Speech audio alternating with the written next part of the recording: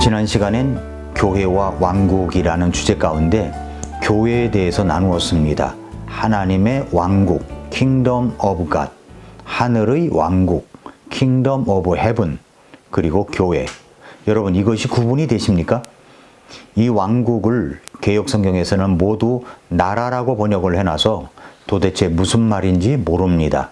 하나님의 왕국, Kingdom of God, 하늘의 왕국, Kingdom of Heaven, 이 주제에 대해서는 락킨 목사님도 구분하여 설명한 적이 있지만 크루스웰 목사님도 이 차이점에 대해서 분명하게 교리적으로 가르친 내용이 있습니다. 크루스웰 목사님뿐만 아니라 저명한 세대주의 성경학자들도 설명한 내용입니다. 락킨, 드와이트 펜테코스트, 존 월버드, 루이스 스페리 샤퍼, 그리고 찰스 라일이, 아이언사이드 등 하늘의 왕국과 하늘에 속한 왕국의 차이에 대해서 설명을 했는데, 이것에 대해서 샤퍼는 기초를 세운 자, 락킨은 시각화한 자, 그림으로 잘 볼 수가 있습니다. 그리고 펜테코스트와 월버드는 체계화를 시킨 자, 라일이는 대중화한 자, 아이언사이드는 설교로 전파한 자다. 이렇게 이제 요약할 수가 있습니다. 오늘의 주제는 왕국입니다. 교회와 왕국이라는 주제로 여러분이 이런 공부를 하는 것도 정말 중요한 공부라는 것을 알아야 합니다. 이것을 자세하게 알게 되면 성경을 조금 더 깊게 알아가는데 큰 도움이 될 수 있기 때문입니다. 이렇게 아침 미라클 모닝 가스펠 방송을 통해서 공부를 해 나갑니다. 듣고 또 듣고 반복해야 합니다. 원래 권투에서 한 방으로 KO를 시키는 것도 있지만 간간히 잽을 넣어서 KO 시키는 경우도 있습니다. 그렇게 공부해 나가는 것입니다. 그렇게 하여 성경 문해력 수준을 높이는 거죠. 성경 문해력 수준을 높입시다. 자, 첫째로 하늘의 왕국과 하늘에 속한 왕국에 대해서 보겠습니다. 하나님께서는 사람을 창조하시고 나서 하나님은 이 땅 위에 가시적인 왕국을 세우기를 원하셨습니다. 그리고 그 왕국에 사람에게 통치권을 주셨다는 사실을 성경을 통해서 알 수가 있습니다. 그러나 사람은 마귀 사탄의 유혹으로 스스로 타락하여 하나님이 주신 통치권은 상실되고 말았습니다. 그렇게 해서 사탄이 이 세상의 통치권을 쥐게 되었죠. 그러나 하나님께서는 이 땅에 아브라함을 부르심으로써 이 땅에서 하나의 가시적인 왕국 건설을 향한 첫째 단계를 실행하셨습니다. 그것은 위쪽으로 볼 때 모세를 지도자로 하여 유다 국가 공영권 안에서 존재하는 형태를 띄었지만 주전 606년경에 바벨론 포로 시기에 유대인들이 자신들의 민족적 존재를 상실해 버림으로써 무산된 것 같았습니다. 그러나 이방인들의 때 속에서 600년이 지났을 때 하나님께서는 왕국을 건설하시기 위해 또 다른 일을 행하십니다. 그것은 바로 천사 가브리엘이 마리아에게 왕의 출생을 알리게 한 것입니다. 그때부터 30년 뒤에 왕의 길을 예비하는 자인 침례 요한이 나타나서 하늘의 왕국이 가까이 왔다고 선포했습니다. 하나님 나라가 아닙니다. 하늘의 왕국이 가까이 왔다고 선포되었습니다. 왕이신 예수님께서 스스로 자신을 이스라엘에게 나타나셨을 때도 그와 동일한 것을 선포하셨습니다. 그 이후에 주님께서는 12제자를 보내시고 다시 70명을 보내셔서 왕국의 복음을 전하게 하셨습니다. 그러나 그 왕은 자신의 백성에 의해 배척을 당하셨고 십자가에 못 박혔으며 이로써 왕국의 건설은 연기가 된 것입니다. 그리고 주님께서 주시려 했던 이 왕국은 하늘의 왕국이라는 이름을 가진 채 신비의 형태를 취하게 되었습니다. 왕국은 연기가 되었다고 하니까 어떤 사람들은 반박을 합니다. 예수님께서 말씀하신 눈앞에 가까이 온 왕국은 가시적이고 외적인 왕국이 아니라 영적인 왕국이라고 주장합니다. 또 그렇게 주장하는 사람들은 그 왕국은 연기되지 않았고 오늘날 새로 태어난 신자들 안에서 그것을 볼 수 있다고 말하면서 왕국이 연기된 것이 아니라고 주장합니다. 그렇게 주장하는 사람들은 이 땅에 세워질 가시적인 왕국은 그리스도께서 모든 사람의 구원자로 십자가에서 죽으셨다가 죽은 자들 가운데서 부활하셔서 하나님 아버지께로 승천하신 뒤 그 왕국을 받으시기 전까지는 건설될 수 없었으므로 그 당시에 그분께서 제안하신 외적이고 가시적인 지상 왕국은 실제 왕국이 아니다라고 주장을 합니다. 즉 침례자 요한과 예수님께서 말씀하신 하늘의 왕국이란 외적이고 가시적인 지상 왕국이 아닌 다른 어떤 것을 의미하는 것이 틀림없다고 말들을 하고 있는 겁니다. 그러나 여러분, 성경은 분명 이 땅에 하나님의 가시적인 왕국이 올 것임을 말씀하시고 있습니다. 구약 성경은 사람의 아들의 통치할 가시적인 지상 왕국이 있을 것을 분명하게 가르치고 있습니다. 다니엘서 7장 13절과 14절을 보면은 내가 밤의 환상들 속에서 보았는데 보라 사람의 아들 같은 이가 하늘의 구름들과 함께 와서 옛적부터 계신 분께 가니 그들이 그를 그분 앞에 가까이 데려가더라.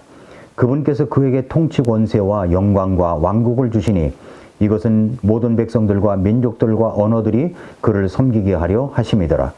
그의 통치는 영존하는 통치요 없어지지 아니할 통치며 그의 왕국은 멸망하지 아니할 왕국이니라 하니라. 이후에도 말이죠. 뒷받침할 성경 구절은 많습니다. 다니엘서 2장 34절 35절 44절 45절 예레미야 23장 5절 그리고 스가랴 14장 9절이 있습니다. 예수님께서 탄생하셨을 때 이스라엘 안에 메시아가 오실 것이라는 기대가 넘쳐났던 적이 있습니다. 시몬과 안나가 그랬고 지혜자들은 동방으로부터 예루살렘까지 와서 유대인들의 왕으로 태어나신 분을 경배하면서 예물을 드렸습니다. 예수님께서는 왕으로 태어나셨습니다. 침례 요한이 외쳤던 말 회개하라 하늘의 왕국이 가까이 왔느니라 선포하면서 모습을 드러낸 것은 예수님께서 30세 정도 되셨을 때였습니다. 침례 요한의 임무는 뭐냐면 주님의 길을 예비하며 그분의 행로들을 곱게 하는 것이었습니다. 그런데 그는 무엇을 위해 주님의 길을 예비했습니까? 십자가를 위해서가 아니라 왕국을 위해서였습니다. 만일 요한이 말한 하늘의 왕국이 가시적이고 외적인 지상의 왕국을 의미하지 않는 것이라면 메시아 왕국의 건설을 고대하고 있던 사람들에게는 그의 메시지가 아무런 의미도 없었다는 거죠. 요한 자신도 그렇게 믿고 있었다는 사실은 침례 요한이 이제 감옥에 들어가 있는 동안에 예수님께 자기 제자들을 보내지 않습니까? 그러면서 말하기를 선생님이 오실 그분이시냐고 아니면 우리가 다른 분을 기다려야 되느냐고 물었던 곳에서 명백하게 드러나고 있습니다. 예수님께서는 수많은 병고침의 기적들을 보여주심으로써 요한의 질문에 답하셨죠. 이 병고침의 기적들은 메시아 왕국의 표적들이었고 그리스도의 메시아 되심에 대한 증거라고 할 수가 있습니다. 자, 여기 교회와 왕국에 대한 선도를 보십시오. 중심부에 있는 왕의 탄생을 보십시오. 침례자 요한과 12제자에 의한 왕국의 선포가 이루어집니다. 왕이신 예수님은 배척을 당하셔서 십자가에서 죽으십니다. 부활하십니다. 그 왕이 승천하셨습니다. 유대인들은 흩어집니다. 지금은 이방인들의 때입니다. 교회 시대입니다. 세 부류가 있다고 했지요. 교회, 이방인, 유대인. 구원받으면 그리스도의 몸 안에 들어오게 됩니다. 그 교회가 예수님께서 공중 강림하실 때 들림받아 올라가는 겁니다. 왕이 교회를 만납니다. 왕이신 예수님이 그리스도의 심판 속에서 상급을 위한 심판을 하십니다. 예수님이 공중에 오실 때 지상에서는 유대인들이 자기 땅으로 돌아옵니다. 적그리스도는 유대인들을 환영하며 뭔가 크게 줄 것처럼 평화를 위장합니다. 3년 반이 지나자 본색이 드러나죠. 유대인들에 대한 전무후무한 핍박과 죽이는 일이 일어납니다. 7년 동안 그 일이 일어납니다. 그래서 그것을 7년 환란기라고 부르는 거죠. 그때 이 땅에 교회는 없습니다. 왕이신 예수님은 7년 후 지상에 강림하십니다. 민족들은 심판을 받습니다. 그리고 7년 대환란에 통과된 사람들 그리고 유대인들 천년왕국에 들어가게 되죠. 교회가 왕과 함께 통치하게 됩니다. 자, 이렇게 이 선도를 잘 이해하셨습니까? 자, 그 다음에 이제 두 번째로 보기 원하는 것은 하나님의 왕국과 하늘의 왕국 그리고 교회입니다. 자, 이 선도를 또 다시 보십시오. 하늘의 왕국이라는 말은 신약시대의 용어로서 마태복음에서만 32번 언급되어 있습니다. 한글 개역성경은 하늘의 왕국, 킹덤 오브 헤븐을 천국으로 번역을 해놔가지고 이것을 마치 구원받은 사람들이 신자가 죽어서 가는 곳으로 해놓았습니다마는 이것은 실제로 신자가 가는 곳은 하늘이고 하늘의 왕국이 아닙니다. 하늘의 왕국의 특징에 대해서는 마태복음 13장 그리고 18장 23절부터 35절, 20장, 22장, 25장에 있고 그리고 12가지 하늘의 왕국 비유에서 잘 묘사되어 있습니다. 이 비유들을 통해서 우리는 하늘의 왕국이 시간과 범위 면에서 제한적임을 알 수 있습니다. 이 왕국의 전체 기간은 그리스도의 초림부터 재림까지, 그 범위는 보이는 교회, 기독교계, 보이는 교회라고 부르는 영역입니다. 하늘의 왕국에는 선과 악, 알곡과 가라지, 좋은 물고기와 나쁜 물고기, 지혜로운 처녀와 어리석은 처녀가 서로 섞여 있습니다. 예수님께서 부활하시고 나서 승천하시기 전 제자들은 이렇게 말하죠. 사도행전 1장 6절에 보니까 주여 주께서 이때에 그 왕국, 그러니까 하나님의 왕국 또는 하늘의 왕국을 이스라엘에 다시 회복시키려 하시나이까? 라고 하자 예수님께서 이렇게 말씀하셨습니다. 때나 시기는 아버지께서 자신의 권능 안에 두셨으니 그것들은 너희가 알 바가 아니에요. 7절 말씀도 개역성경을 보면은 주께서 이스라엘 나라를 회복함이 이때니까 라고 오역을 해서 예수님께서 왕국을 세우려 하신다는 것을 나타내 보여주지 못하고 있습니다. 이 말씀은 그러니까 예수님께서는 지상에 가시적인 왕국이 세워질 것을 부인하지 않으신 말씀입니다. 주님은 단지 제자들에게 그것이 언제 세워질지 너희들이 알 바가 아니라고 말씀하셨을 뿐입니다. 만약에 예수님께서 단순히 지금의 교회 경륜 세대에서 영적인 왕국을 세우시려고 오셨다면 이제 자신의 제자들을 떠나 아버지께로 돌아가려는 그 엄숙한 순간에 그들의 잘못된 소망을 바로잡아 주셨어야만 했습니다. 또한 자신이 세우려고 하는 왕국은 영적인 왕국이 지상의 왕국이 아니라고 알기 쉽게 바로잡아 주셨어야 했는데 그것이 아니기 때문에 언젠가는 이 땅에 가시적인 왕국이 있을 것이라는 여운을 남겨두신 것입니다. 신비 속의 왕국이라는 것을 보면 마태복음 13장 10절, 마태복음 13장 10절부터 11절에서 왜 사람들에게 비유를 써서 말씀하십니까? 라고 제자들이 물었을 때 하늘의 왕국의 신비를 아는 것은 너희에게는 허락되었지만 그들에게는 허락되지 아니하였기 때문이다 라고 대답하셨는데 이 비유들은 천년 왕국을 묘사할 수 없는 것입니다. 그것은 구약의 대언자들에게는 비밀이 아니었기 때문입니다. 이 비유는 영적인 왕국도 묘사하지 않습니다. 이 비유들은 왕이 없는 동안에 있을 현재 경륜의 특징 중 땅에 속한 부분을 묘사하고 있는 겁니다. 지금까지 말씀드린 내용을 가지고 이 선도를 잘 보면 여러분이 이해할 수가 있습니다. 마지막으로 왕국의 복음과 구원의 복음입니다.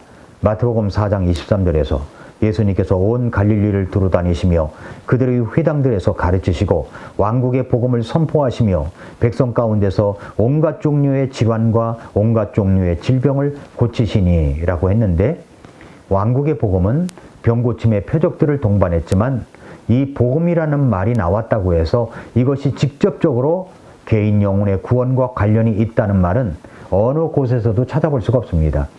이 왕국의 복음은 교회의 휴거가 일어난 이후에 왕국의 건설을 위한 때가 왔다는 것을 모든 민족에게 증언하기 위해서 또다시 땅끝까지 선포가 될 것입니다. 그러니까 예수님은 마태복음 23장 끝부분에서 분명하게 왕국이 연기됨을 보여주셨고 24장에서 제자들이 주님의 재림의 표적과 세상 끝의 표적을 알려달라고 할 때 연기된 왕국이 마지막 때에 다시 선포될 것을 보여주셨습니다. 결론적으로 왕국의 복음은 이스라엘 민족을 위한 것이고 구원의 복음은 전 세계 민족을 위한 것입니다. 교회와 왕국을 더 잘 이해하여 성경 문해력 수준을 높여가는 우리 성도님들이 되시기를 축복합니다. 오늘도 미라클 모닝입니다.